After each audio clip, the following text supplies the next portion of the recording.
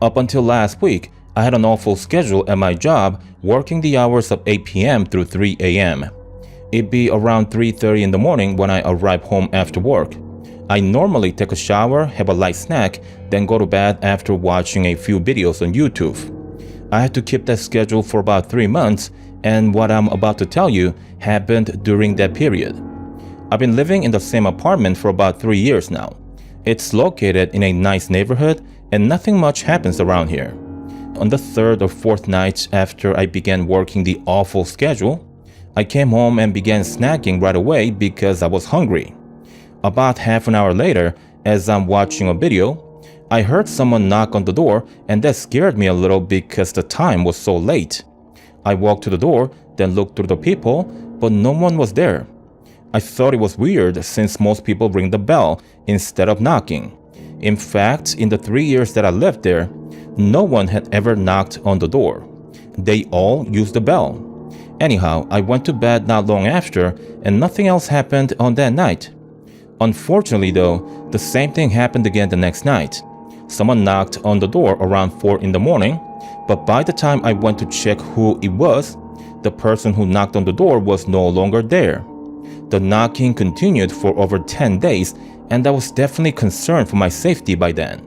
So this one night, I asked my brother to help me catch the habitual door knocker, and hence he was sleeping at my place when I got home after work. I woke him up as soon as I was home. We dragged 2 chairs right in front of the door, then waited for the door knocker to do his thing. Some half an hour later, a few minutes past 4 a.m., someone knocks on the door. My brother bolts up right away, then opens the door without even checking through the people. He steps outside and says, "Hey Rachel, there's no one out here." I follow him out, and sure enough, the hallway is empty. This was not possible. We are on the 3rd floor, and my unit is situated in the middle of the building.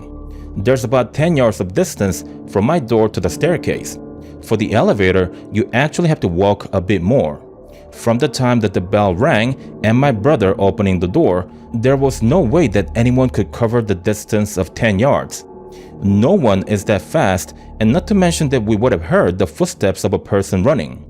My brother stayed at my place for an extra week because I was too scared to stay alone in the house. The door knocker didn't come back after the night, but I still have no clue who it could have been. Then again, maybe the question should be what and not whom.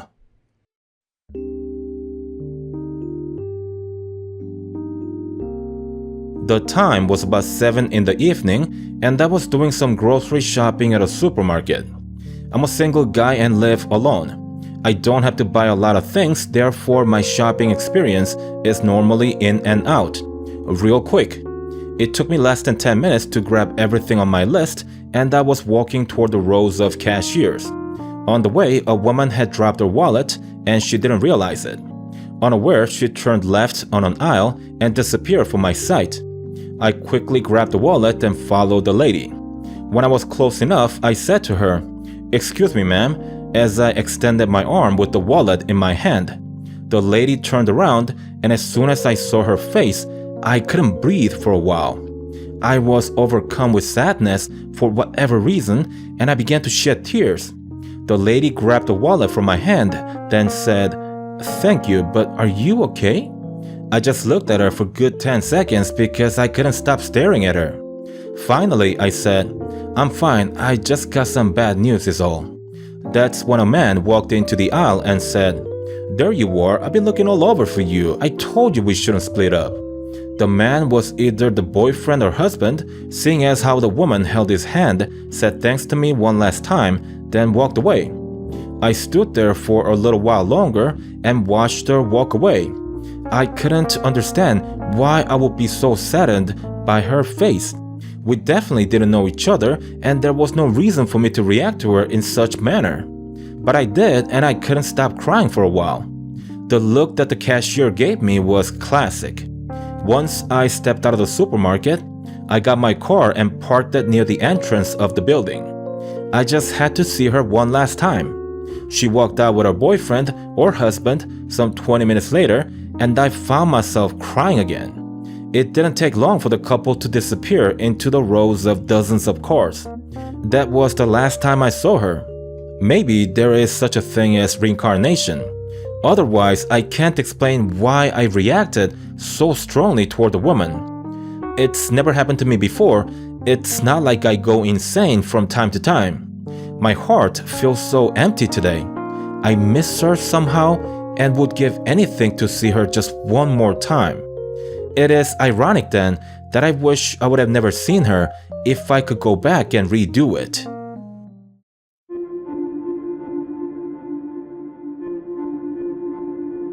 Ever since I moved to a new apartment last month, I've been seeing strange things following me at night. I get out from work at 10 at night and I have to walk 6 blocks to get home after getting off the bus. Most of the buildings in my area are either apartments or commercial buildings. Thus, they are tall, flat, and erect. When I get off the bus, and especially when there are no people around, the walls of the buildings dance at night. The shadows keep pace with me as they move from side to side, top to bottom. They never get too close to me, but it feels like they really want me to know that they exist. The other night, I had the audacity to approach the shadows. The courage mostly stemmed from my state of drunkenness. But nevertheless, I walked closer to the wall where the shadow people were moving about. I found it to be amusing that the shadows preferred to keep their distance from me. Every time I got closer, they moved further away. I regret what I did the next night because that night as I walked home, I could feel that the shadows had become more aggressive. I was not drunk and definitely wasn't trying to go near them. The thing is though, they approached me this time. It was akin to a game of chicken. They come closer and I would walk a bit faster. But then the next time they tried to intimidate me, I stood my ground by actually slowing down my steps, then they backed away. We continued playing the game of chicken all the way to my apartment. It was amusing and scary at the same time. The next night, I didn't challenge them and they too left me alone. We now walk home peacefully and don't get in each other's way. I'm gonna let them be and not try anything stupid. But I do wonder, what would actually happen if I touched one of them? As you know, there's one sure way to find out, but I don't believe I'll ever get that curious.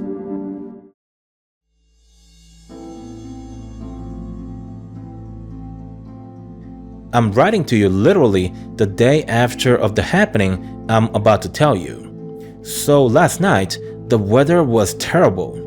I was home alone because my hubby was out of state on a business trip. I don't like being alone at home, and even more so when a storm makes a visit. As you might imagine, I was terrified. Last night, I could hear the wind cutting through the roof of my house. The gust was so powerful, it sounded like a giant was whistling all night. I had the TV turned on the whole night. You know how it helps to cope with the loneliness. My husband called me at around 10 p.m. before going to bed, but I woke him up at midnight because I couldn't fall asleep. I was so scared that I had to hear his voice. He stayed on the phone with me for about 20 minutes before I let him go back to bed. I think I fell asleep at around 3 in the morning. The storm was still going strong at the time. I woke up at 10 in the morning when my husband called me after an early meeting. I told him that I was fine and he told me he'd be home before midnight. I was very happy to hear that because he wasn't supposed to be home for another day. Anyway, I got ready for yoga class and got in my car. I opened the garage door and right away knew something was off. My driveway, the front yard, the streets, the neighbor homes, everything was so clean. There was absolutely no sign of the storm last night. I pulled the car out onto the driveway, then got out of the car for a closer look. There was no storm last night. I googled for weather last night on my phone and crazy enough, we had a clear night. I went and knocked on my neighbor's door and Christine stepped out to greet me. I asked her, "Hey Christine, listen, I've got a crazy question for you." "Shoot," Christine responded. "Am I crazy to think that we had a storm last night? Because I swear The wind was howling before I fell asleep. I heard the rain too. Jill, go easy on that wine, said Christine while laughing hysterically. I laughed with her as if admitting to that I was drunk, which by the way I was not. Then we said goodbye and I went to my yoga class. Here's the thing, unless I went crazy last night, there was a storm. You cannot mistake the sound of the rain hitting the roof, the wind carving through the sharp edges of the house, and most of all, the deafening sounds of the thunder. I just can't explain what the hell happened to me last night. I've never once hallucinated. I don't take meds for psychiatric issues. I get scared easily, but the fear has never translated to seeing or hearing things that aren't real. Whatever it is that happened last night, I can tell you for sure that I won't be home alone the next time my hubby travels out of state.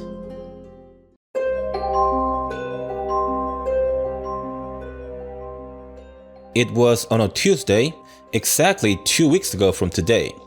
I went camping out in the woods and the plan was to spend the next 2 days there. For that trip, I chose a new campsite, a spot that's about roughly 4 hours from the location I normally camp at. The place was quite beautiful, nearly untouched by humans. You hardly see people there due to its remoteness. Most campers nowadays, they prefer the convenience and comfort of knowing that civilization is only a few miles from their campsite. That's actually a good thing for people like myself. I'm one of the rare ones who likes to camp in isolation from everything. I was lucky to have met a fellow camper who suggested I give this spot a try. He told me that it was beautiful and remote. I was not disappointed. I had spent most of the morning hours setting up camp, having a snack, then taking photos of the surrounding area. It was about 2:40 in the afternoon when I left the camp to go for a hike. I was heading toward the lake the fellow camper had mentioned. I was going to scope out the place so I could go fishing the next morning. So 10 minutes into the hike, traveling south from my campsite, things became a bit unsettling. I felt this strange sensation on my skin. How could I explain this? It was tingling, almost like I was walking through a zone that was electrified. It didn't hurt, but you could definitely feel that things weren't normal in that area. Now, I have no clue what radiation does to you, other than that you die if you are exposed to a high dose of it. And despite my ignorance, the first thing that I thought of was that perhaps the area was contaminated with radiation. That's how weird the tingling sensation felt on my body. 2 minutes in that zone was enough to spook the crap out of me. I turned around to go back to my campsite, and that's when the graveness of the situation hit me. You see, I had left trail marks along the way to help me get back to the camp. I was not familiar with this place, and thus I took more precautions than usual. So then what happened to the trail ribbon I had wrapped up around the tree only 2 minutes ago? I stopped walking not long after the tingling sensation. What I should have seen when I turned around was a yellow ribbon tied to a tree about 10 yards from my location, but it wasn't there.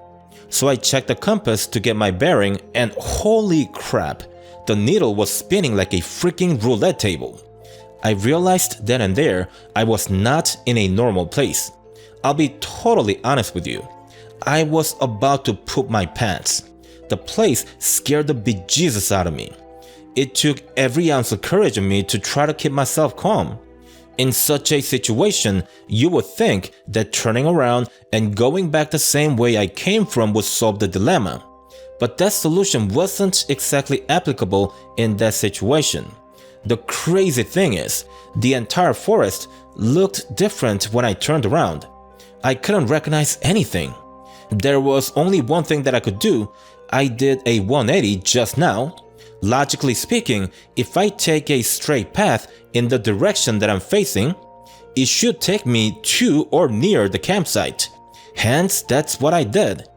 I didn't walk for long. I may have taken 40 steps when literally everything changed. The tingling sensation was gone, the forest looked familiar again, and the ribbon, the marker ribbon, was wrapped around the tree, just as I had left it.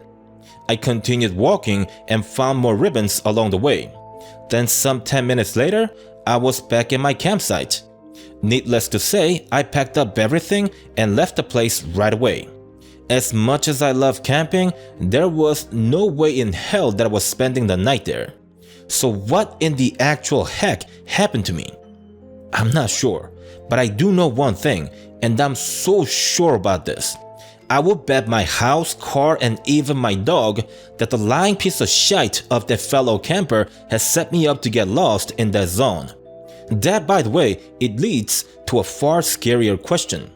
You know, I couldn't be the first guy to have been conned by the jerk.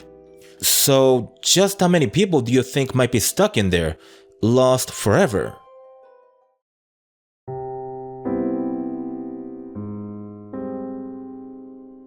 This happened 15 years ago when I was 12 years old. One morning on a Saturday, Dad, Mom, and I had left home early to go visit Grandma at her place. She used to live some 3 hours drive away from our place, and that was the main reason why I didn't get to see her too often. I remember Dad used to tell Grandma to sell her house and to move in with us. Grandma would say she couldn't because of all the memories she had in that house. After all, it's the only house she's known ever since she got married to Grandpa. At that point in time, Grandpa had passed away, and their son, that being my dad, had gotten married and moved out. Dad was always concerned about Grandma being alone. But it couldn't be helped because the real reason why she couldn't move was the memory of her eldest son, my dad's older brother, who died at a tender age of 7. Grandma could never let go of him. She even kept his room in the same state as on the day of his death. That's why she lived alone in that big, empty, lonely house and refused to live with us. At any rate, we arrived at Grandma's after the long drive. I was happy to see her, but Grandma was even happier that I was there. I didn't know it at the time, but later in life, I found out that I looked very much alike my deceased uncle. I think that was the main reason why she was always so elated to see me. So that visit was supposed to last only a few hours. As far back as I can remember, we never stayed at Grandma's overnight. The drive was long and it wasn't like we saw her often, but for some reason, Dad always insisted for us to leave on the same day. Dad didn't get to have his way on that day, however. We had lunch with Grandma, Dad helped out with some repairs around the house, then we were going to leave, but the car wouldn't start. Dad had it towed to the local repair shop and was told that the parts needed would arrive on the next day. We had no choice but to sleep over at Grandma's. I went to bed at around 9 p.m. but couldn't fall asleep for many hours. Part of the reason was due to the noise Dad was making, pacing back and forth out in the hallway. He did that for like an hour and even came into my room a couple of times. That didn't help, but the sleeplessness, I think it was mainly due to the unfamiliarity. I was still wide awake at midnight, and the house was dead quiet by then. I got up to go to the bathroom and walked out into the hallway. I only had to walk a few meters to get to the bathroom, but I was hesitant to continue walking because I had to go past the room that my dad uncle used to occupy. Eventually though, my bladders were about to explode and I ran into the bathroom to do my business. I went back out into the hallway after peeing and nearly died of a heart attack. I couldn't believe my eyes, but I was seeing my young uncle standing right in front of me. In that moment, I wanted to scream for help or run into the room Mom and Dad were sleeping in. But the issue was, I was in such shock that my body was literally frozen. I kid you not, I couldn't will my body to do what I wanted it to do. I stood there as my uncle, I guess you could say, did circles around me like he was floating in the air. I closed my eyes and didn't move a muscle. Then suddenly, I felt a cold sensation at the back of my neck, and that let me know he was behind me. A second later, I felt something scratch my neck. It hurt a lot, but I tried my best to not react to the pain. I don't know how long I was standing in the hallway, but it must have been a while because when I opened my eyes, my vision was so blurry from keeping my eyes shut so tightly for such a long time. I ran into mom and dad's room and began crying as soon as I saw them. I told them of everything and begged them to let me sleep with them. Mom, I knew she would say yes, but Dad, I fully expected for him to be mad at me for acting like a baby, but he actually hugged me and told me to stop crying, that he would let me sleep with him and Mom. My dad is one tough dude and they raised me to be just like him. Crying because I fell or getting scared of the dark, those things were not tolerated by my father. So why? What was so special about me getting scared of some supposed ghost? Well, I'll tell you why. My father knew that something resembling his dad's brother resided in that house. That's the reason why we never stayed there overnight, and not to mention we went there only a couple of times a year. There were good reasons for that. After we got back home, Dad showed me the scars at the back of his neck. It was nothing new. I've always known he had those scars. However, as it turns out, he hadn't exactly told me the truth about how he got them. I think you might have caught on by now. I got the same scar that my dad had, only he had so many on top of another and so on, that it was impossible to count the number of times he must have been scratched by the being that resembled my uncle. We never went to Grandma's after that. I mean, we'd go there, but we'd never enter the house. Instead, we would have lunch with Grandma at a local restaurant, go to the park if the weather was fair, and then we'd drop her off at her house and say goodbye. Grandma passed away 5 years ago. My dad inherited the house, but I knew he wanted nothing to do with that. I remember going there with him to pick up some valuables, which by the way were sold promptly after the pickup. Dad didn't really care about the price he was getting.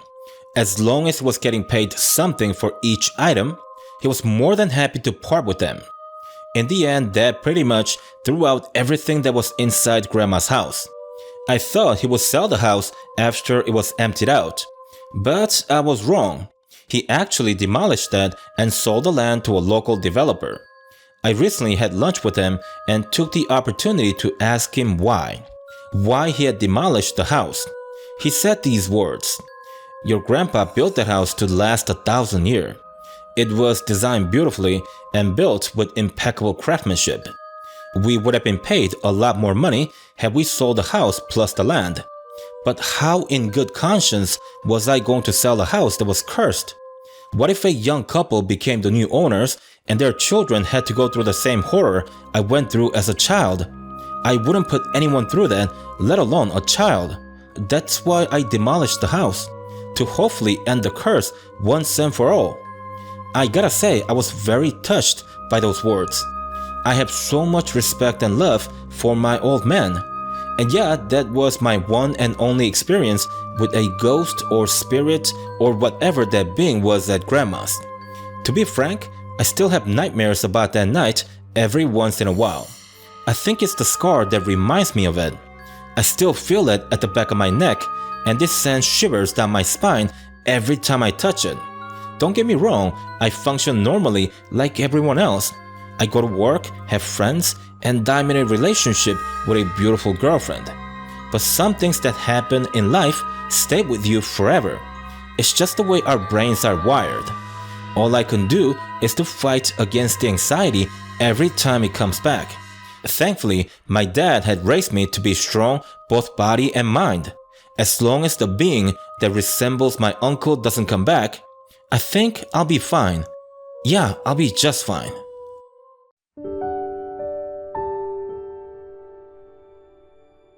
My husband died in a car accident last year. The past 9 months have been the most trying time of my life. I severed contact with friends and family, stopped going to church, and I think all I did was to work, eat, and defecate. Last week, I decided to move back to my house. I had been living in a rental apartment ever since Daniel passed away. I just couldn't live in the same space where he and I had made so many wonderful memories. I ran away from everything that reminded me of my husband. But you know, with time, I've learned that there's no running away from memories. I might have escaped the house that was filled with Daniel's personal touches, but even away from the house, there were cars of the same model that Daniel drove. Starbucks coffee shops were everywhere, and Daniel adored their coffee. Every direction I looked, there were things or places that reminded me of him. I missed him and I wanted to remember him. No amount of distance from the old house could stop my mind from bringing up his memories. Therefore, I moved back into our old house. It was time to face the reality, and I had to get closure somehow. It was the only way I was going to survive. It was strange going back to the house on my own. Daniel was a sculptor, and he used to work in the shed in the backyard of our house. Back in the days, I could always find Daniel in the kitchen at around the time I would come home after work. He would always cook dinner for me regardless of how tired he was or how much work he had in the backlog. That was never going to happen again. The first night when I went to bed, I felt so happy. Sleeping on the bed we used to share, I don't know, but it almost felt like Daniel was embracing me as I fell asleep. It was the first good night's sleep I had in months. Starting from the second day, I began going through Daniel's things to sort them out. Some things I've donated, many others I had thrown them out. So aside from the photos and a few very personal items, I emptied the house of everything that belonged to Daniel. I did that not because I wanted to force myself to forget him, but rather being at home, it felt so much easier to face the world on my own. It felt as though Daniel was right next to me as I made those decisions of what to get rid of and what to keep. A month after the move back home, the house looked better and cleaner than ever. It was also around that time that I began to invite people over. And I suppose you can say that it was the starting point of reestablishing my previous relationships. One day after my parents had left my house after dinner, I went into the study to put away some books that I had read multiple times. I do this on a regular basis. Aside from the classics, I normally shuffle the bookshelves with new literature. As soon as I stepped into the study, I saw a tiny memo sitting on the floor right next to the bookshelves. I thought it weird since I spent the whole day with my parents and the study hadn't had any guests that day. But regardless, I picked up the memo, and the moment I saw the writing, tears began to flow from my eyes. It was Daniel's writing, and the contents of it were for my eyes. The memo read, "Lisa, baby, I witnessed a horrible incident while I was shopping at the supermarket today.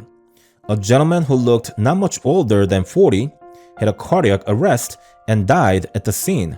As much as I felt so sorry for the family of the man, in my selfishness, I couldn't help but put myself in his position and to imagine what torment you would go through if I suddenly dropped dead.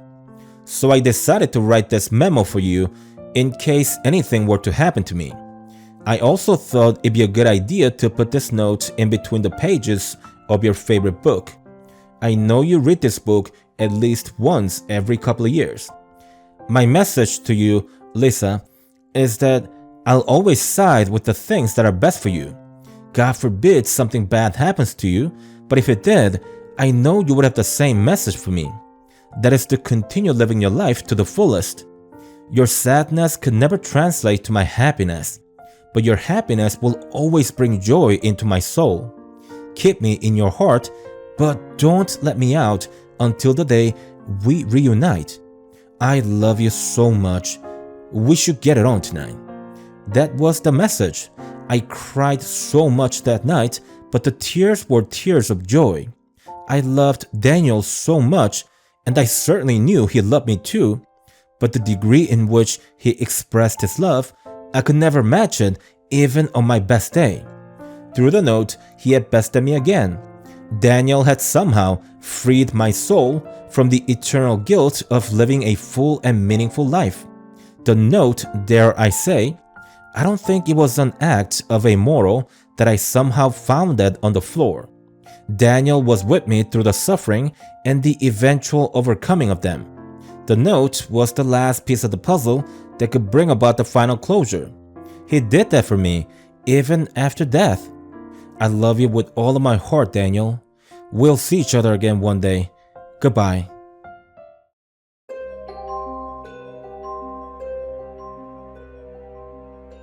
It's 5 a.m. and I'm in the bathroom to do the usual morning routine. I've got an exceptionally important meeting to attend in Sweden, and that happens tomorrow. I gotta catch a flight this morning, and that's the reason for such an early start of the day. I go up to the sink to wash my face, but what the hell? I see 3 arms in the mirror instead of 2. I look down and it's there. Right next to my left arm is another arm that's moving on its own. It's doing things, but it's not me who's making it move. I try to touch it, but my hand goes through it as if I'm trying to hit something in a virtual reality setting. Actually, let me add something to that statement. It is correct to point out that I cannot touch the arm, but it would be incorrect to say that my hand merely went straight through it, like there was only air. I think the sensation was more like wading through water. There definitely was friction and/or resistance, but it was minimal. With that said, I take a closer look of the arm, and if seeing a hand moving in the air isn't weird enough, the arm looks exactly like mine. I mean, the hand was the giveaway. I recognize my hand when I see it. Then suddenly it disappears. Now I'm left thinking, did I just hallucinate? Or did that really happen just now? The apparition lasted at least a minute, and that's what I find it to be so odd, because here's the thing. I've had moments when I had seen weird things appearing for maybe a split of a second, but that happens to everyone. 100% of the times we see things we shouldn't be seeing because from time to time, our eyes and mind like to play tricks on us. It just happens. We are imperfect beings. But for a minute, a full minute of hallucination, that kind of thing doesn't happen unless you're crazy. And I can tell you with absolute confidence, I am not crazy.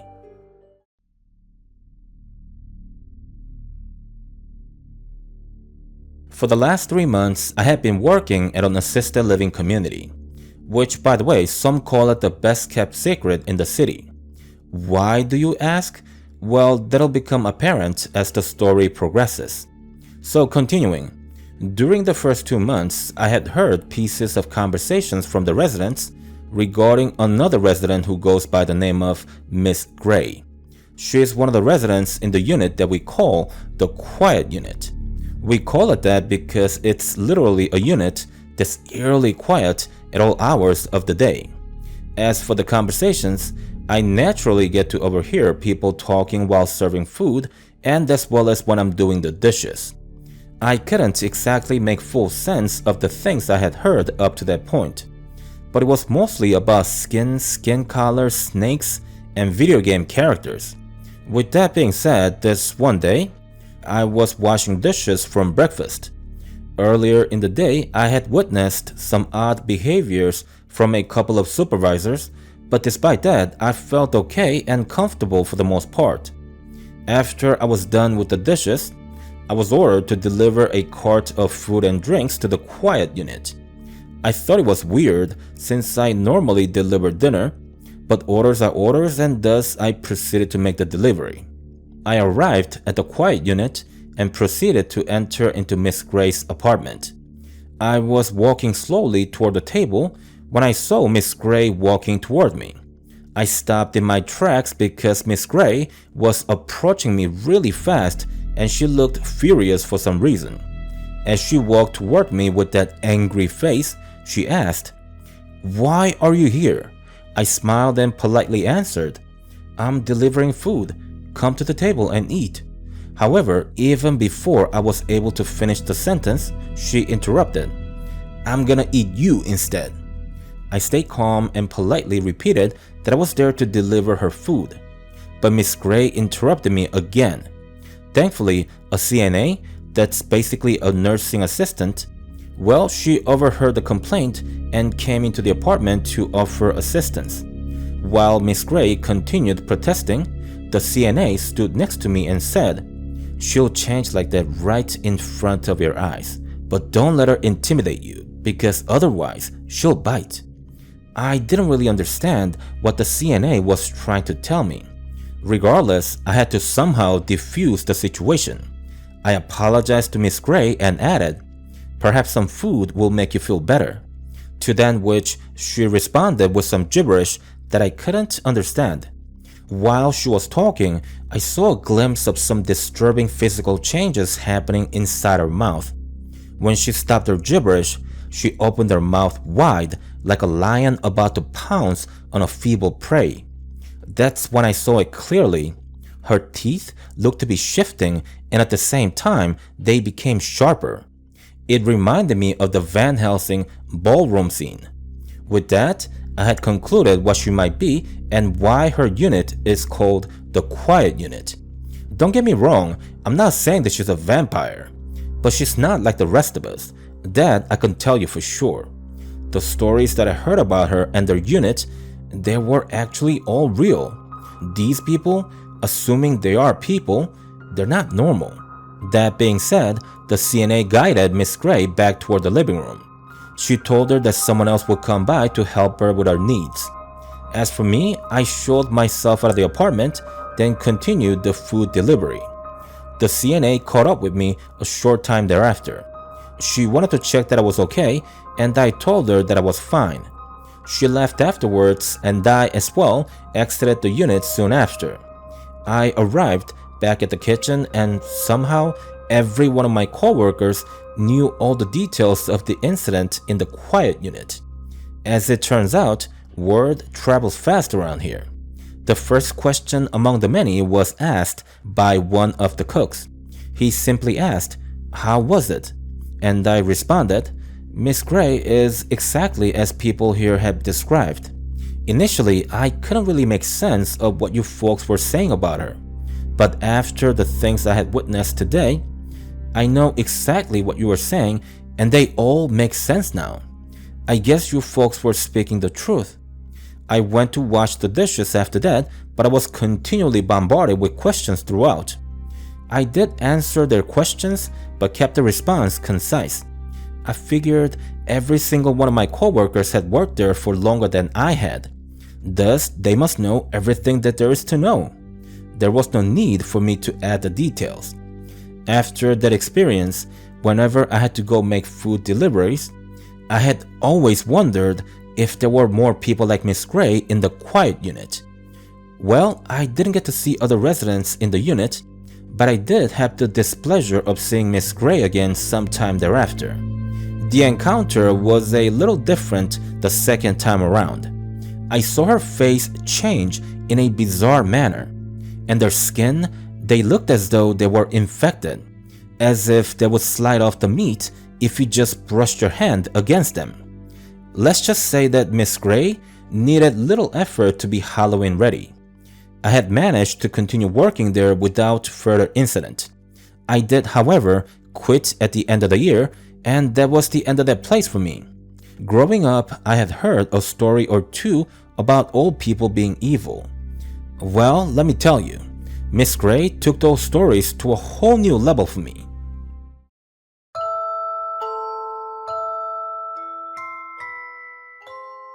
I work as a real estate agent, and thus my job entails showing different homes and meeting many different people on a daily basis.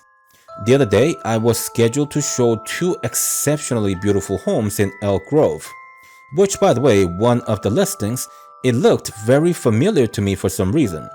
That being said, I was having difficulties walking on that day. I hurt my ankle earlier in the week, and it was still very painful to walk on. I think you can safely say that I wasn't fully concentrated on my job.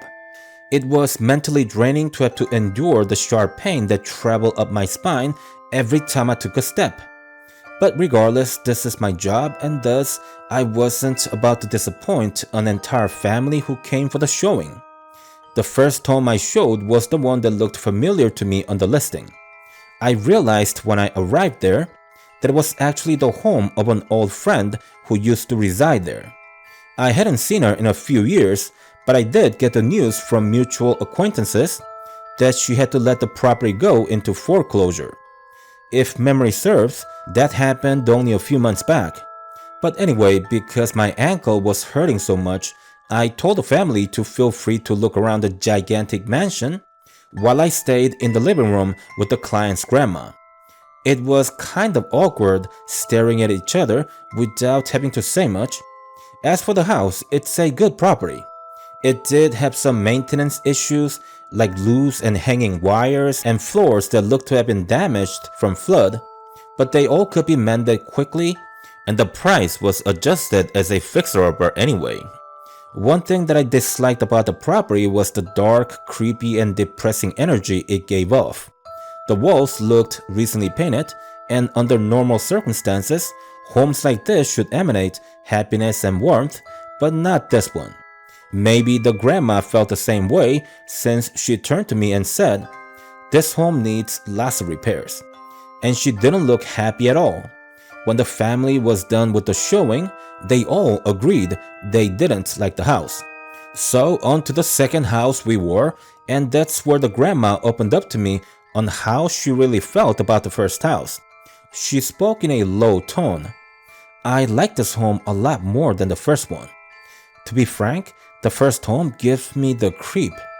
I actually agreed with her, but I had to lift her spirits somehow. I told her that she probably felt that way because the first property is just so much bigger. Personally, I was able to easily ignore the creepiness of the first home. I mean, it's not like I felt a presence lurking around in that place. It was just a negative vibe that I got. I would also add that I was more concerned with the pain in my ankle.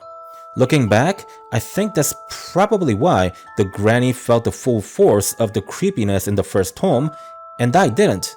My mind was too preoccupied dealing with the pain. Later on in the evening, I texted the old friend. The old friend who owns the first property. I told her that I had shown her house earlier in the day, and she asked me how the showing went. I told her exactly how it went. I said to her that the family didn't like it and that the grandma was actually creeped out by it. The text which followed my response scared the wits out of me. The text read, "Yes, the home is creepy. My late husband passed away inside that property. You see, I knew her husband was very ill, but I had no clue that he had died in there. No one really mentioned about that important detail." Nonetheless, the old friend, let's just call her Jane for this story, well, Jane called me shortly thereafter and told me the full story of the house. She told me that after her husband passed away, she could still hear him call her name always around 1 in the morning. And this repeated day in, day out, by the way. Jane first thought that she was merely imagining things, but as the days went on, she could no longer pretend that it was all in her head. The nightly calling was scaring the bejesus out of her, and she was feeling unsettled in her own house. The thing is, Jane's husband was bedridden before he passed away. He couldn't walk, but he still managed to move around by crawling to places around the house. After he passed away, Jane swears that she saw her husband crawling around the house. They were just glimpses, but she most definitely believes they were real. Some nights, she could hear him drag his body across the floor. The sound starts on the first floor, then the stairs, and continues onto the hallway on the second floor, to eventually it comes to a stop right in front of Jane's bedroom. After the sound stopped, she never dared to look toward the door, but she says she could feel her husband watching her through the gap at the bottom of the door. If you've ever been to a property that's genuinely haunted, then you'll know exactly how she felt. It's like we have this sixth sense. We know when we are being watched by someone. And at times, it's more than that. I think we have a spiritual connection with the folks who passed away. That's the way it was with Jane. She could actually see what her husband was seeing. So essentially, she was watching herself through the eyes of her late husband. Imagine how freaked out you'd be if you could actually watch yourself in a third-person perspective. So, as bad as she felt for her late husband, she started placing towels under the door so to prevent him from watching her in her sleep. In the end, she decided to let the property go into foreclosure. She never disclosed the reason to her son because she knew they would severely damage his psyche. She told me that she could have bought the property outright, but it came to a point that she could no longer stand being connected to the house in any way or manner. She said she had never been that scared in her life. I believed her. It's not every day that you can actually feel someone's fear through a phone call. One of the cons of buying foreclosed properties is that the banks are exempt from disclosing death on the property they have for sale. Unfortunately, it's left up to the buyer to do their own investigation into the history of the house they're looking to purchase. The under-market pricing of foreclosed homes may be attractive, but oftentimes it's just better to buy a home from a private seller. As things are right now, sellers are required to disclose deaths on their property going back 3 years. Although I should add, haunting and unexplained phenomenon are not part of the disclosure package. Lamentably, you'll have to rely on your sixth sense for this. Good luck shopping out there. There's a corner deli grocery store about a block away from my apartment. I go to the store almost every day to buy a pack of cigarettes or a bottle of Coke. I've moved to this neighborhood about a month ago, and going to the store in the morning has been part of my daily routine ever since. In any event, I was late in the morning the other day, so I went directly to work instead of dropping by the store. I had about a half a pack of cigarettes, and that was enough to keep my nicotine addiction in check during work hours. After work, I took the subway home, as I do. I normally listen to music during commute, but on that day, I had something else that kept me entertained for the duration of the ride. It was a woman. Not just a woman, she was the hottest thing I had seen in years. And best of all, she kept flirting with me throughout the entire ride home. This is what she did. She kept looking at me, smiled at me, and bit her lips a few times like she was ready to get it on the train. I thought about going over to her and asking her out. I was really tempted. But then I remembered that I live with 2 roommates and I barely get to save $200 a month with my current lowly salary. When you owe close to 100 grand in student loan and make pittance because you weren't able to get a job for the degree you've earned, you're not really in a position to be dating and enjoying life. You just gotta grind away at life until you're free from the shackles of loan your college had awarded you along with a useless diploma. Hence, I enjoyed the 40 or so minutes of flirtation, then got off the subway car at my stop without speaking to the beautiful woman. Out on the streets, I went directly to the deli grocery to pick up a pack of cigarettes. I was really craving for a smoke at that point. I had smoked the last cigarette before entering the subway. So I'm in the deli grocery and I walk toward the back of the store to grab a bottle of Coke. When I get there, I turn the corner and surprise, surprise, there's the woman.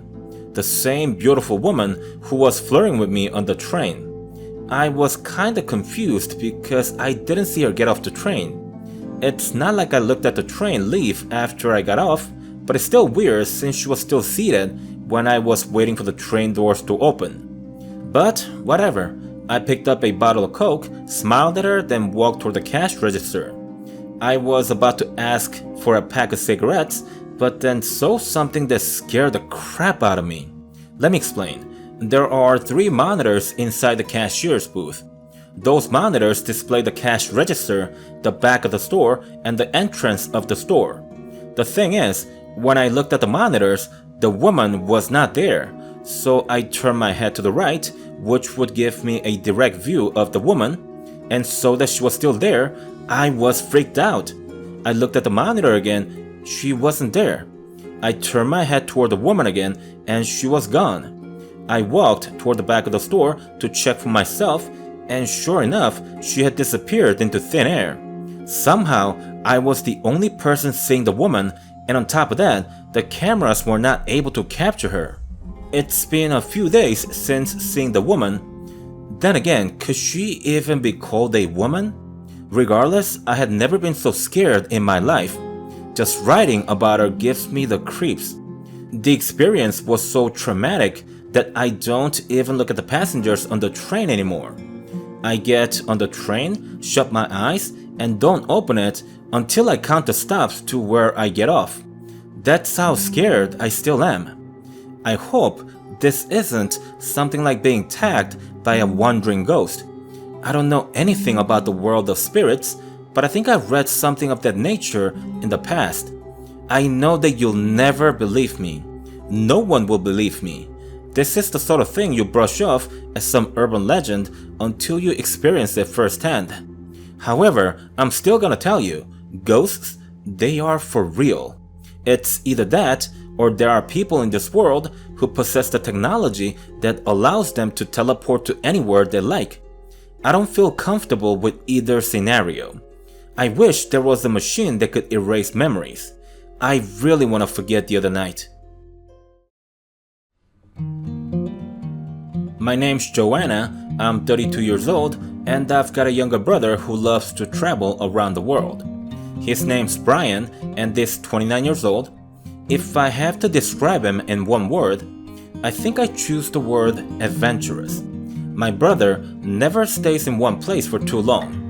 Ever since graduating high school, all he did was to work so he could fund his trips around the world. Lucky for him, he was born with what I would call a math brain. He's tremendous with numbers and logic. Brian began computer programming from a young age, and he hit it big with a few apps in his mid-20s. Therefore, by the age of 27, his net worth was in the millions and he had already retired. I should mention, Brian paid off our parents' house mortgage before his retirement. He didn't enjoy staying home, but he loved mom and dad. I imagine Brian was very passionate about his work, but it was nowhere near the love that he had for traveling and experiencing new things. I regularly received postcards in the mail, and they were all from different locations around the world. In some poorer regions where they didn't have postcards, Brian made his own by taking photos of the local area that he was at, then writing some cheesy messages on the back. It was like he missed us and wanted to be with us, but the pull for new adventures was too much for him to resist. So that's my brother in as few paragraphs as possible. So let's fast forward 2 years and a change and talk about the day that he had arrived from a trip in Colombia. It was one day in October 2018. I drove to my parents after work since Brian had come back and we were going to have a family dinner. I walked into the house as I shouted, "Where's my dumbass brother?" Now, normally, Brian would come to the door, give me a hug, and likely bite my head or put me in a headlock. But none of that happened on that day. In fact, he didn't even come say hi until Mom told him to do so. Mom called for Brian to come downstairs, and right away, I could feel there was something gravely wrong with him. And it wasn't just me. I saw it on my parents' faces. They were seriously troubled by the way Brian was acting around us. Brian said hi to me in a monotone voice. He was nothing like the person I've known for the last 29 years. I could sense that he wasn't happy to see me. And that's not to say that I was unhappy, but rather it seemed like there was no emotion in him. He went back upstairs after that and didn't come out of his room until dinner. Things weren't any different during dinner. I asked him why he was acting out of character, and he had this to say: "This may be difficult for you to accept, but you should forget about the old Brian. I think you can say that I had an awakening in Colombia. I found the real me. The old Brian was playful and happy all the time. He really put that out there, did he not? The truth is, however, he was never always happy. He just wanted you to think that. The new Brian, he doesn't have a front. He'll always be straight with you, and this demeanor will reflect that. I understand you'll need time to feel comfortable with these changes, but I'm sure we'll manage as a family.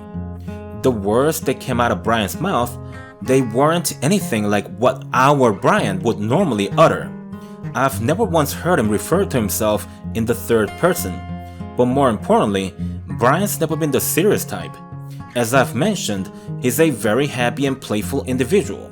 I understand that people can change, but to that extent, and in such short amount of time, I don't think that could happen unless you've had a horribly traumatic experience. The kinds of things that people don't even like to talk about. Another possibility would be that he had joined a cult, which is hard to believe since he's the only one in our family who is an atheist. All of our grandparents are Catholic, so are my uncles and cousins. Our entire family on both my father and mother's sides are devout Christians. And yet, my brother never believed in any of that. I don't know what to make of the changes in Brian. I've seen him twice since the family dinner, and those 2 meetings combined, they lasted no more than 10 minutes. I'm yet to see him smile. He mostly speaks in yes or no, and I sense that he doesn't enjoy my company, nor my parents, mind you. He rented an apartment only a few days after he came back. He doesn't go on trips any longer, and according to him, he's got no plans to do so anytime soon. Mom's distressed, Dad's concerned, and I'm disturbed as hell. But what can actually be done in a situation like this? Brian's a grown man. If he says there's nothing to talk about, then it's not like we can force him to speak to us. There's no law which specifies that you have to be nice to your family. Thus, we haven't got a clue on how to help him. This is no different than losing a brother. Brian's physically present, but he's left his soul in Colombia. This may sound crazy, but I truly believe someone or something else is in control of him. The person who went to Colombia was my brother, but the person who came back is a stranger. I'm certain of that. I'm a country boy by birth, but grew up in the city from the age of 9. I'm 24 today, out of college, and I work as an engineer. So, 2 years ago, my parents had moved back to our hometown, mainly to inherit our grandparents' ranch and farm. With age, Grandpa began to have difficulty taking care of the daily operation at the ranch. He was thinking of selling it, but then Mom and Dad told him that they wanted to buy it off him. In the end, Grandpa handed my parents the keys to the whole operation. Anyway, that's basically the reason why I visit my hometown 2 to 3 times a year, depending on my schedule. My last visit was in March of this year, and I stayed there for about 9 days. Now, I'm going to tell you of some strange things I had experienced during my last visit. First night at the ranch, I went out to the porch to breathe in the fresh air and admire the beautiful sky. There's quite nothing like the night hours at the ranch. Pollution of any kind is impossible to find, whether it be light or smog, none of it exists. But yeah, I'm standing on the porch, staring into the endless darkness surrounding the property, when I see a child walking at the edge of lights emanating from the house. I was concerned for his safety and wasn't thinking much about how weird it was to find a child on a field in the middle of the night. I ran toward him as I shouted, "Hey kid!" I was at a distance from where he could definitely hear me, but for some reason, the kid continued to walk away from me. When I arrived at the edge of the light, the kid had already gone into the woods. I stopped to think for a second. Should I bring a flashlight or just go look for him in the woods? I chose the latter and ran after the kid. I must have ran for about 10 seconds towards the direction that the kid had disappeared to. And that's when I realized that what I saw wasn't actually a kid. It wasn't even human at all. It was some thing. The thing was about the size of a kid, but its limbs were disproportionately long and slender. It also seemed to have a head and human-like features on its face. I say that because it was looking at me. I'm sure of it.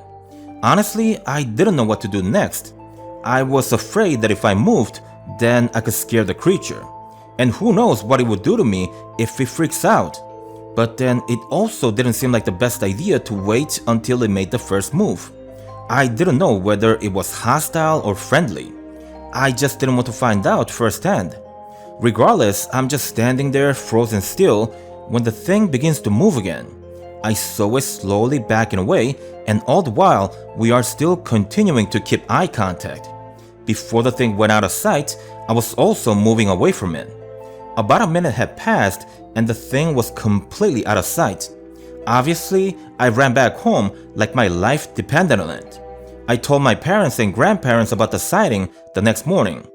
I thought they'd be surprised, but they were as cool as cucumber. They all had seen it before. Grandpa told me that the sighting goes back to the time of his parents. The farm had been handed down since my great-grandparents, and my great-grandpa was the first person to see it at the ranch. I was never told about it because what would be the point of scaring a child about a mysterious creature that roams our land at nights? Grandpa said that it's just something that lives with us. He doesn't know what it is or what it does, but it never harmed anyone, and it just goes about his business at nights, taking a stroll in our field and just chilling, I suppose. Grandpa also said that there are plenty of other mysterious sightings happening in small towns across America. He said, if you reside within nature, you get to see and experience many things that the city folks couldn't even dream of. You'll have a hard time believing this, but our land is far more mysterious than you give it credit. And just like that, breakfast was over and they all went about their business like nothing had happened the previous night. I'm still a bit scared when I think about the creature, but strangely enough, I would love to see it again just one more time. July 17, 1992, I was 21 years old at the time, single, and life was good. I remember the happenings of that day like it was yesterday because I had witnessed something truly bizarre. I was in the middle of the woods with my friend Benjamin. We used to work for a logging company and basically lived in the woods months at a time. Anyway, it was a Sunday and we were just goofing around in the woods since we didn't have anything else better to do. Actually, to be fair, Benjamin was doing something that's somewhat productive. He was collecting samples of plants and whatnot. You might be forgiven for thinking that it's a roughneck due to his profession, but in fact, for Benjamin, being a logger was a temporary arrangement. It was solely the means to save for the last 2 years of his college degree. I believe he wanted to become a botanist. In any event, I remember we were walking toward the lake and we came across a deer, a really huge, majestic-looking creature standing right next to a tree. Benjamin told me to shut up, to not scare the animal, and he was staring at it like Cindy Crawford was standing there. That's when something ran past us, scaring the bejesus out of us and the deer. The next moment, I saw the deer run away, but then the animal that had scared us had stopped some 10 yards away from us. It just stood there and watched us intently. I said to Benjamin that we should go back to our trailers. I told him that because the animal didn't look anything like any animal I know. It looked like a dog in some ways, but it was all skin on the outside. It had no furs to speak of. On top of that, its face was flat like that of a French bulldog, only it looked hideous, unlike a French bulldog. I would also add, this animal was large, the size of a human adult. The point is, it wasn't an animal they teach you in school. And yeah, moments later, the animal took off towards the dirt road where the logging trucks drive in and out. I was ready to run to the opposite direction, but Benjamin chased after it like he was out of his mind. So what was I to do? I followed him. Roughly half a minute later, the animal comes to a stop again. It was fully aware that we were chasing after it. It looked at us and it seemed to be telling us to back off. At least, that's the feeling that I got. Then it began to run again, this time even faster. But you know, crazily enough, Benjamin ran after it again and he kept pace with the thing somehow. I was a good 20 yards behind them by the time Benjamin had stopped in front of the makeshift parking lot. I caught up to him and asked, "Why'd you stop? Where's the animal?" Benjamin answered, "I don't know. I saw it running into the parking lot and then it just disappeared." Benjamin began searching the premises for the animal, but I stayed glued right next to my truck. I wasn't too keen on seeing the thing again. A couple of minutes thereafter, I heard a rustle behind Cole's truck. That's another coworker of ours. I turned around, called for Benjamin, and before I could say another word, a man bolted up from the ground and ran into the forest. Mind you, the man was fully naked and had dirt all over his body. He was fast as hell too. We never got to see the animal again, but I think I've got a fairly good idea of what it could be. You may think that I'm a little kooky for saying this, but the naked dude was actually the animal. I don't know how, and I don't care to know how, but the man could morph into an animal somehow. Basically, we saw the before and after versions of the man. That's my conclusion, so you let me know if you can think of any other explanations. 5 years ago, I was invited to a private party by a coworker whom I barely knew. Her name's Michelle. I had known her for close to 3 years. And in all that time, I got to speak to her only twice. Naturally, I found the invitation to be a bit odd. Having said that, I still accepted the invitation. For one, it seemed rude to decline the gesture. But mainly, if I'm being completely honest, Michelle's a bombshell. She's way out of my league, and that's really the main reason why I never try to get to know her better. Women who look like Michelle don't tend to date guys in my pay grade. In any event, the dress code was semi-formal and I was told to come alone. The invitation extended only to those directly invited and no +1 was allowed. The other information she gave me was that there would be many important people. When she said that, I couldn't have imagined how big of players those important people would end up being. For my safety, I cannot reveal their names or specifically what their professions are.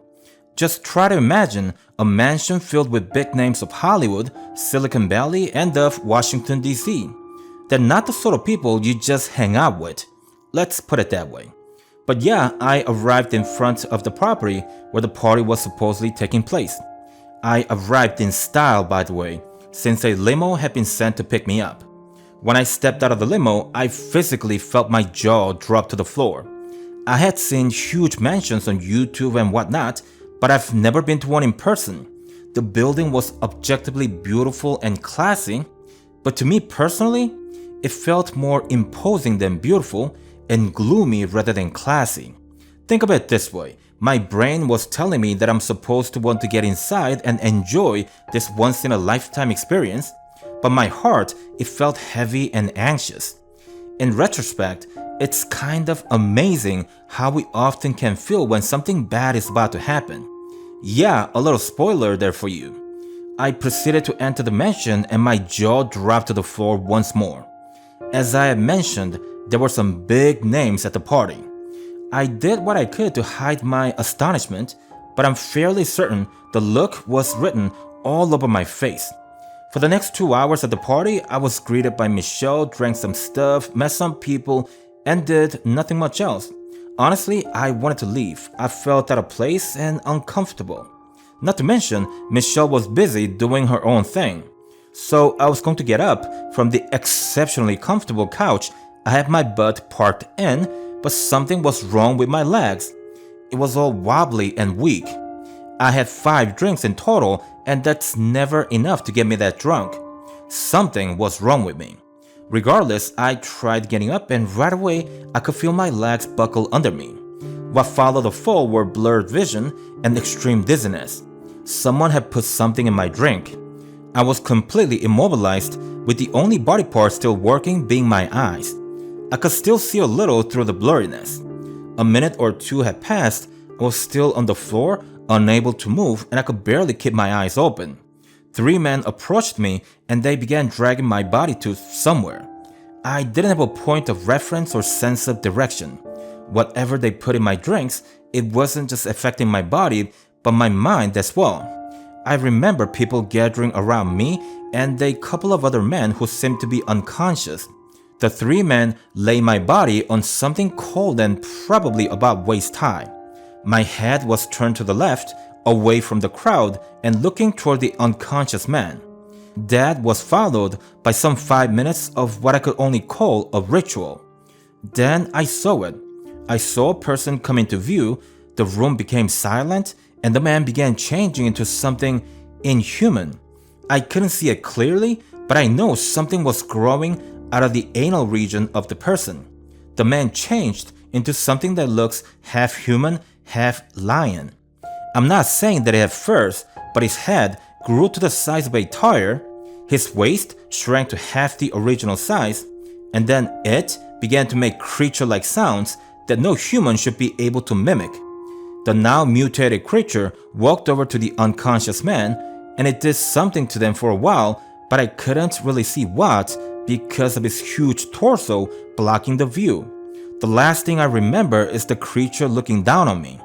And then I guess I blacked out, because somehow the next morning, I woke up in a rundown house in a house located some 50 miles away from where I was supposed to be.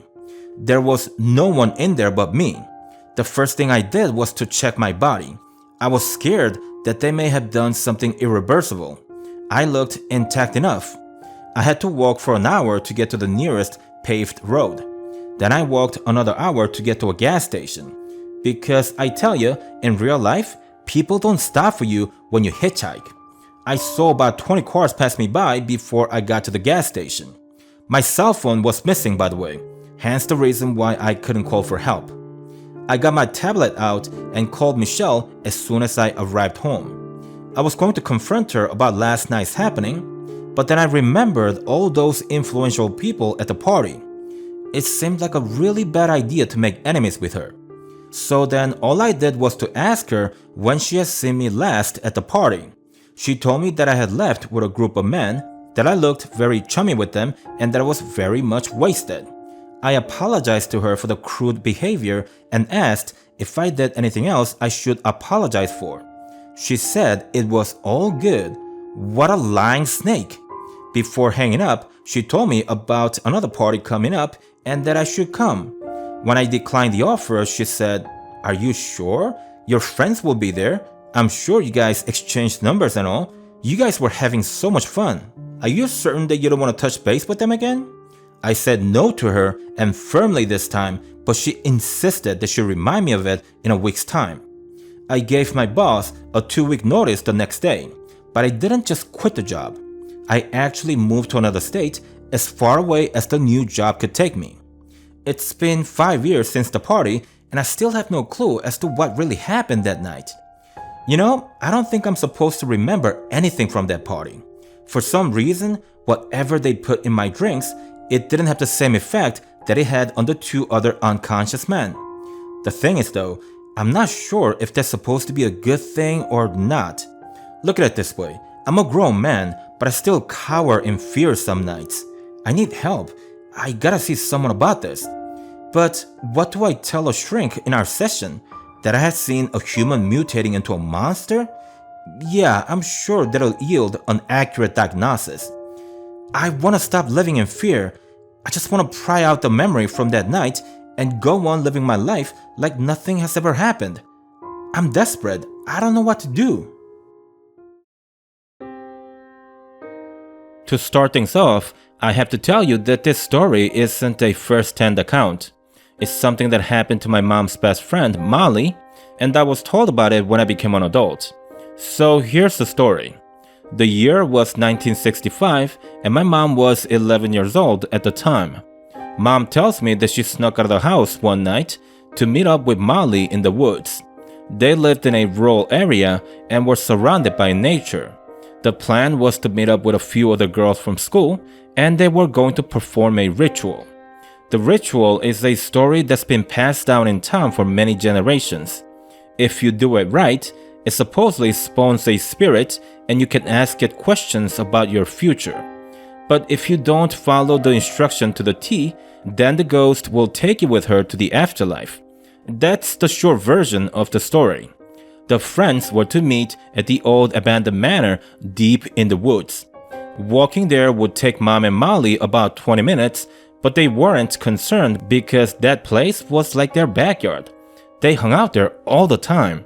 On the way, both Mom and Molly felt as though someone was following them. At first, they thought it was only one person, but as they continued walking, it soon became apparent that they were either followed by multiple humans or animals. They were 5 minutes out from the manor when Mom was struck in the back of her head with a stone about the size of a baseball.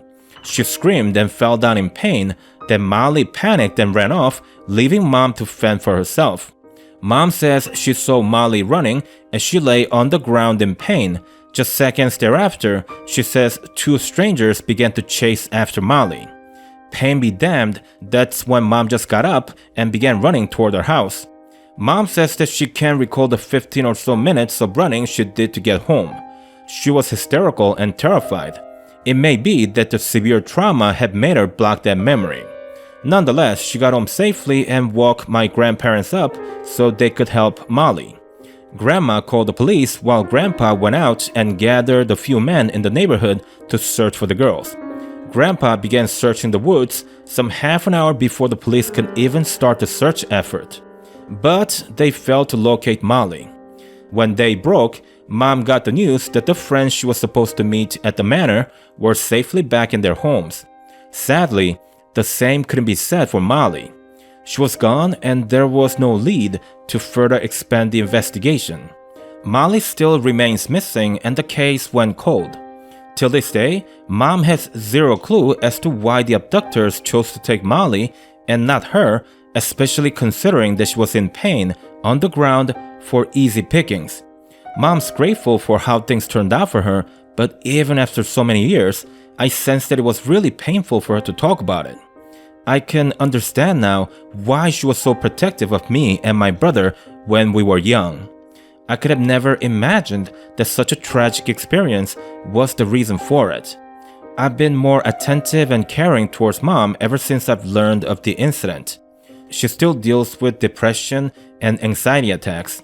I don't know that she'll ever find true peace in her life, but I'm determined to help her continue pursue it.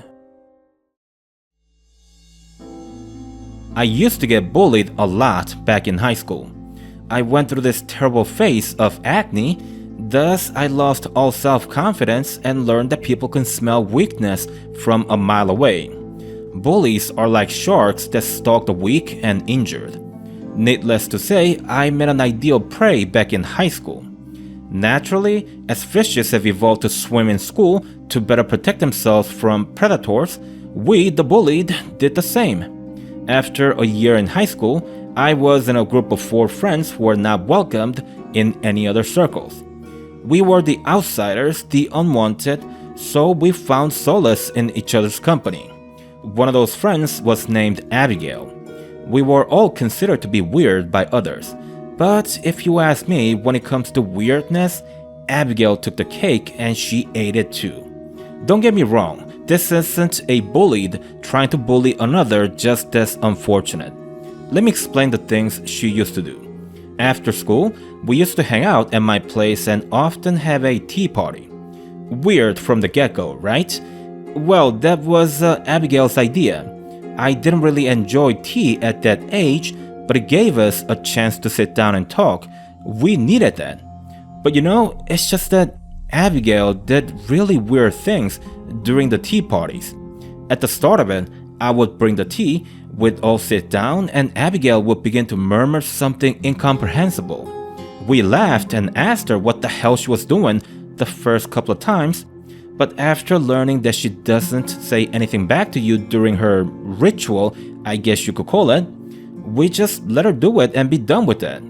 Things would go back to normal for a while until Abigail closes her eyes and goes into some kind of a trance. We'd stay all quiet for some time, then Abigail would wake up again and start talking again as if she didn't go all batshit crazy on us just seconds ago. The last thing she would do, and by the way, this didn't happen all the time, but it happened enough times to force us to kick her out of the group. She would suddenly cry for no apparent reason.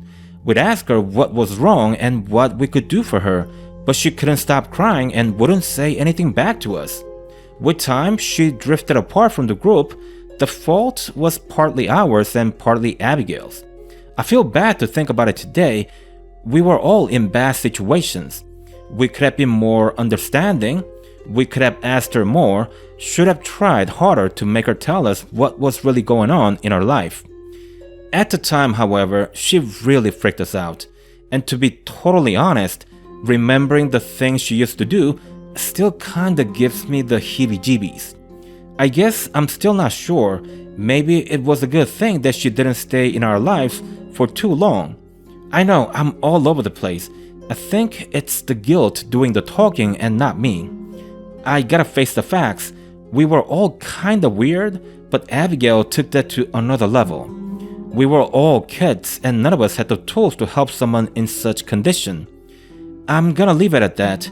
It's water under the bridge.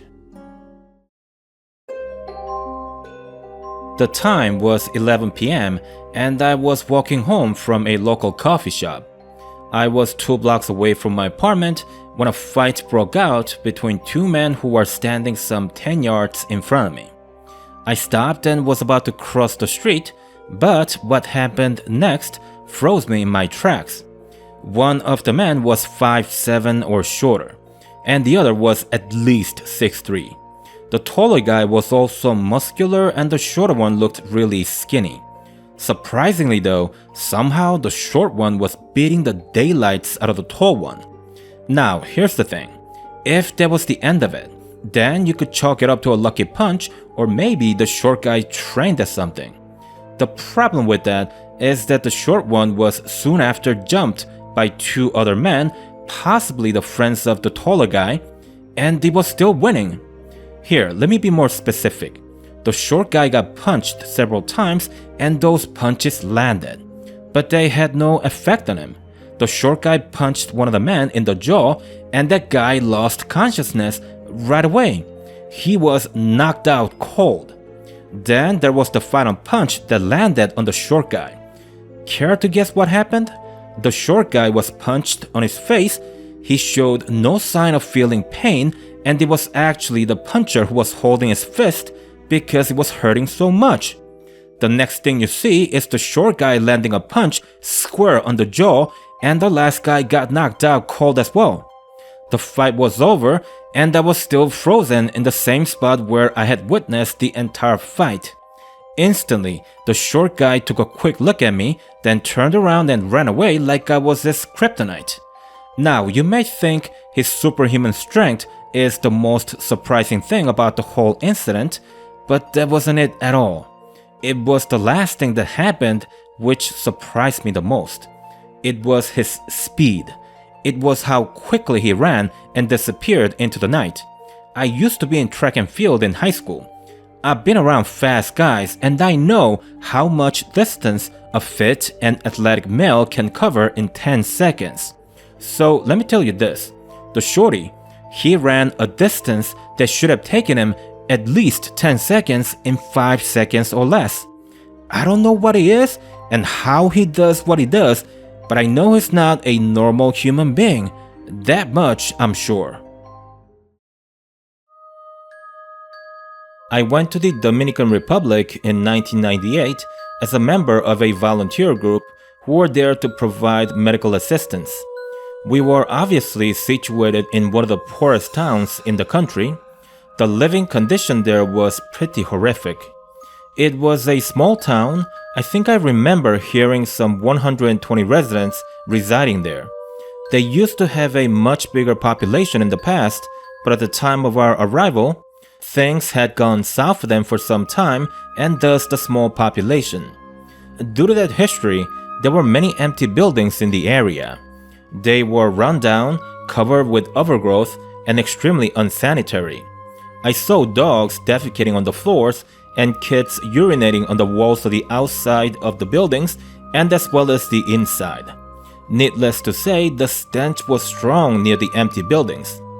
On the 3rd day of our arrival, I woke up much earlier than usual at 4:30 a.m. It was still dark, but I was bored and couldn't go back to sleep. I decided to go sightseeing. So around 5 a.m., I was taking a stroll around town just to pass the time when I saw a kid waving at me and signaling for me to follow him. I figured the kid needed a friend to play with and I had nothing better to do. Hence, I entertained this offer. I slowly jogged toward the kid and the kid began running as if to suggest that I catch him. I said to myself, okay, let's play tag. Moments later, the kid turned to his right and I knew right away that he wanted to hide inside an empty building. I said to him softly, No, niño, ven aquí. That was about 30% of all Spanish words I knew, and by the way, I couldn't speak louder since I didn't want to wake up the whole neighborhood.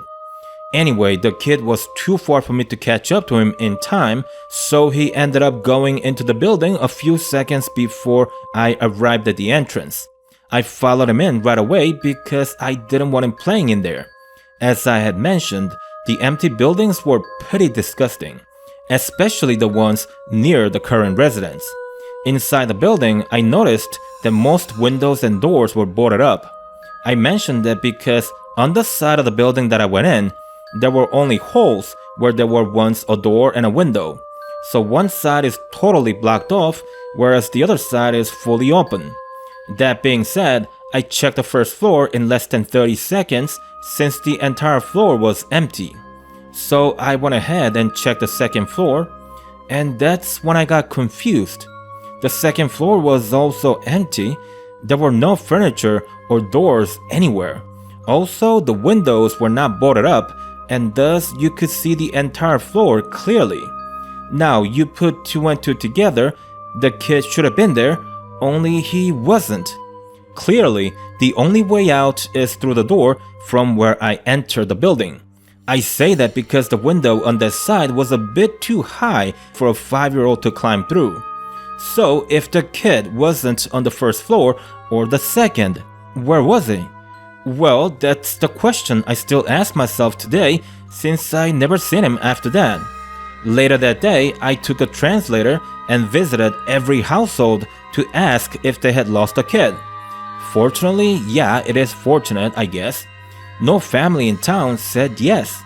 So, did I see a ghost of a child? Or is there a homeless kid in town who knows a secret passageway in that empty building? I don't know. But you know what though? I still remember the innocent smile on the kid so vividly. And oftentimes I'm confused. Should it be a fond memory or a terrifying one? As a young boy, I used to be fascinated by scary stories, and especially the ones about haunted houses. People normally grow out of those fantasies as they age, but it was not the case for me. Once I turned 18, I started visiting every haunted properties in my city. I'm talking about the ones that are famous locally. And yeah, I continued investigating the spirit realm well into my late 20s. Until I stopped. There was a good reason for it. The reason was a particular haunted house that I had a chance to visit. It's the house that ended my long pursued hobby. I'm not gonna name the property nor where it's located. It is my personal belief that the haunted house in question is extremely dangerous. If I can help it, I don't want anyone going near it. I hope you can understand that. So this property, I was tipped about it by a friend of mine who lived a couple of states west from mine. At the time, Max had been residing there for 6 months. He used to work in construction and landed a job there in a fairly large project. It was at the construction site that he was told about the haunted property. He was having a conversation with a few coworkers during lunch. Max happened to mention about me and my hobbies, and the coworkers told him about a famous haunted house in the area. That's how I ended up there. I met up with Max once I got there. It was a Saturday afternoon, and the plan was to go to the property at night and stay there overnight. I normally like to go to those places alone. It's much easier to concentrate and take in everything. However, Max wanted to be part of it as well. Not much so because he was excited about the new haunted house, but rather because it reminded him of the adventures we had when we were young back in our hometown. We used to share the passion as young boys. The difference is, Max grew out of it, but I didn't. That said, we arrived at the haunted property at 9 p.m. Max had already made reservation for the night, and it was all paid and done. The house was well maintained and really clean too. It was clear that the owners were making good money with that. I also thought that it was clever that the owners didn't reside or have employees there at night. What they do is, you drive to the owner's house at night, the owner checks your ID, you leave your car in their driveway, then the owner drops you off at the haunted house at your desired time. I mentioned clever because that makes the house more legit. Most haunted houses either have the owners living or working in the supposed haunted property. To me, that was always the giveaway that the houses were not haunted. It's crazy to think that you would either live or work in a truly haunted property. At any rate, Max and I got set up in different rooms. Max got a bit spooked initially, and he wanted to share the room. But I objected since that sort of defeats the purpose. I visit these houses to investigate them. To do my work well, I need to be clear-headed, and distractions should be avoided at all costs. 9 to 10 p.m., we spent most of the time combing the property for hidden speakers, lights, and other special effect gadgets. By 10 p.m., we said goodnight and went to our rooms. I sat down on a couch situated in front of a bed. I had my notebook and pen in my hands and patiently waited for any sign of the paranormal. By the way, I don't use gadgets to do my thing. I know in films and TV shows, you see people using EMF meters and digital thermometers and whatnot. I personally don't bother with them.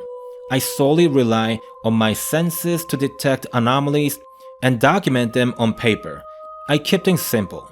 But continuing, it was around midnight when I felt the hairs on my arms stand up and I got goosebumps from it. I didn't see or hear anything, but rather I felt something. Something had stroked my hair. I got extremely excited. In all the years of visiting haunted houses, this was the first time I ever felt that something truly paranormal was happening. I sat there waiting for more signs of ghostly activities. The house didn't disappoint. That night, my shoelaces came undone on their own. I saw it happen with my own eyes. I also saw the pillow being compressed as if a person's head was on it. The fourth and the last thing that happened in my room was seeing my legs being moved by an unknown force. It wasn't a big movement, nor was it forceful, but it was enough to make my legs float in the air like they were some sort of balloons. Then the paranormal activities came to a stop. I waited for an hour, but nothing more happened. That's when I got up and went to the room Max was staying at. I was going to check with him to see if he had experienced anything peculiar, but Max was fast asleep. I thought about letting him sleep, but I just had to tell him what had just happened right there and then. So I tried waking him up as I said, Max, wake up, dude!" But Max wouldn't respond. I went over to him and gently shook his shoulders, but still nothing. I began to panic a bit. I put my finger under his nose and it seemed like he was breathing. Then I slapped his face a couple of times, followed by a real strong one. And I got zero reaction from him. That was the point of realization that he wasn't playing a prank on me. I called 911 and Max was taken to the hospital some half an hour thereafter. I was informed by the doctor that physically, Max looked fully healthy. She couldn't explain what was happening. She told me that she had never seen anything like that. If Max became unconscious due to some sort of shock or trauma, he should have been awake at the very least by the time he had arrived at the hospital. But forget that night, Max didn't wake up until 3 days later. The doctors checked on him, they evaluated him to be perfectly healthy. And most importantly, Max was acting like Max. It didn't seem like he was affected mentally in any manner. I was so relieved. At the end of the whole ordeal, I found out that Max didn't have any memories of the house. He remembers going there but doesn't remember anything that happened there. I stayed with him for another 2 days just to make sure that it was okay. Then I flew back home and resumed my normal life. A week later, I got a call from Max's mom, Mrs. Henderson, telling me that Max had passed away. He had taken his own life by hanging.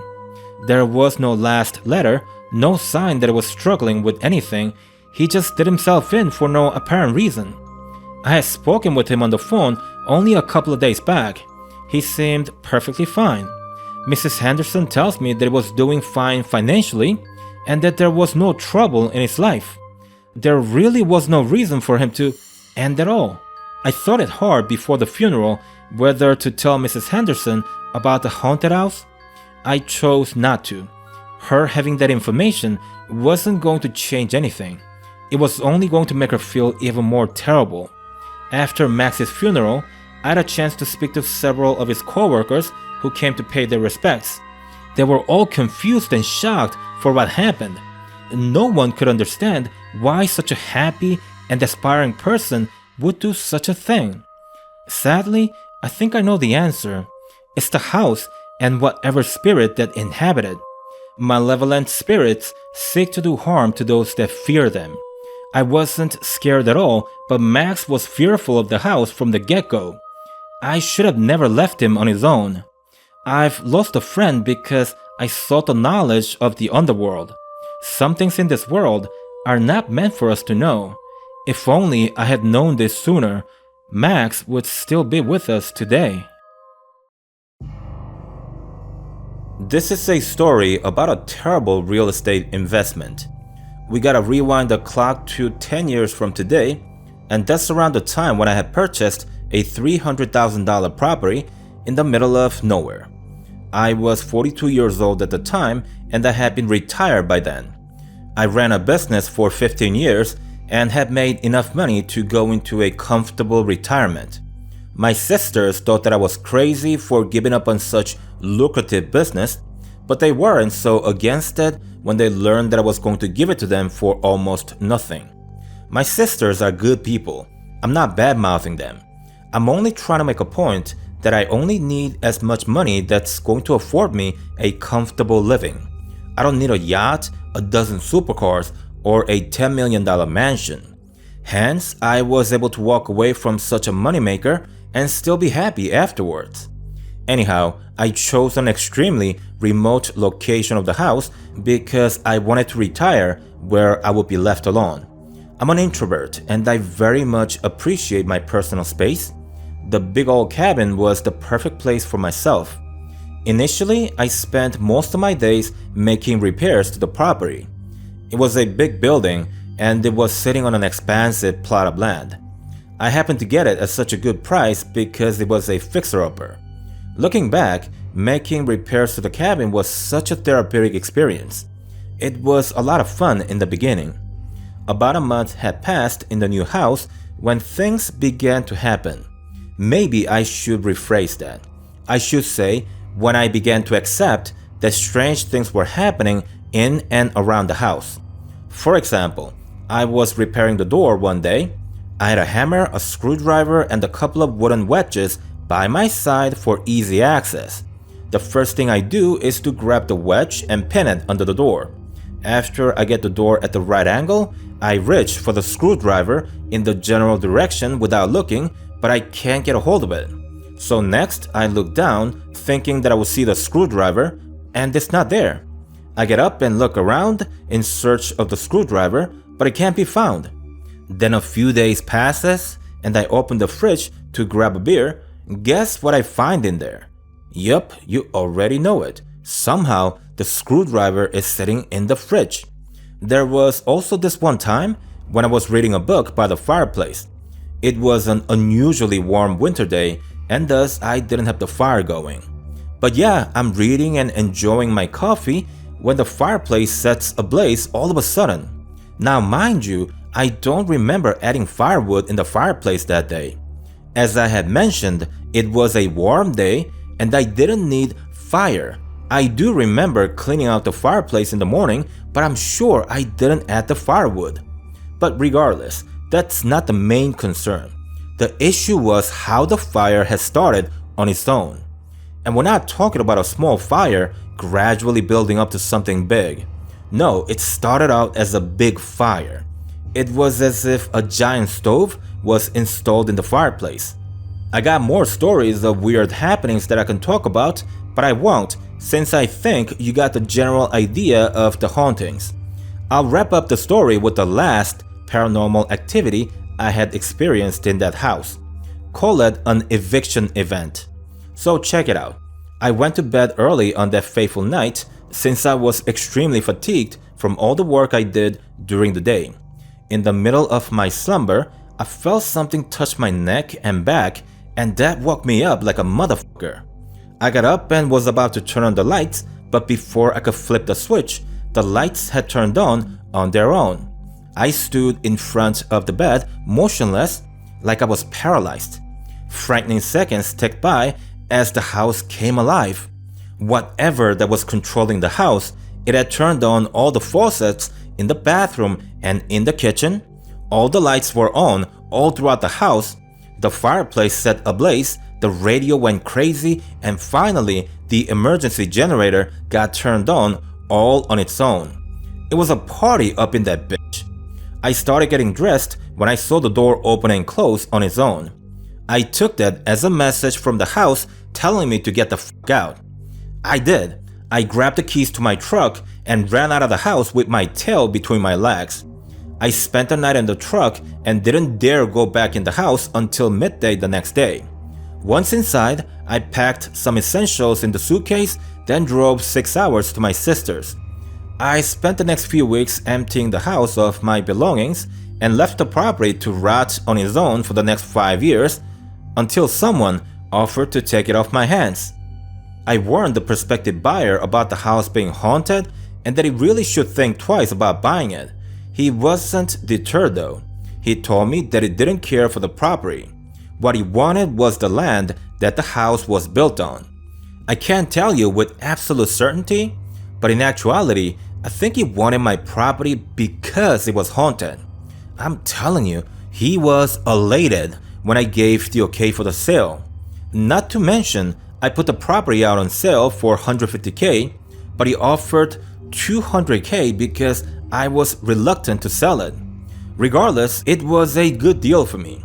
Only a month ago from the sale, I was certain that the $300K for the cabin was never going to be recouped. But hey, 2/3 of it are back in my bank account.